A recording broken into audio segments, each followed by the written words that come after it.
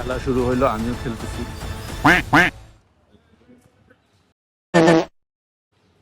তুখল লেভেলের খেলা হচ্ছে।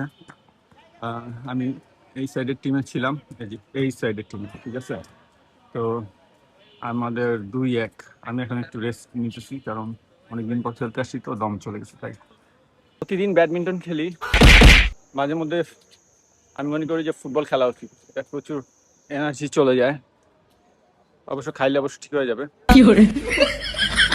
হলো একটা গোল মিস হইলো, ওই যে ওই ভাই রোনাল্ডোর মতো দেখতে, তো বললো যে এটা গোলের সমান। খেলায় অনেক উত্তেজনা হচ্ছে, ঠিক আছে। ও, কালকে রাত্রে আমি অনেকগুলো ভাত খাইছি, তারপর দুধ ভাতও খাইছি।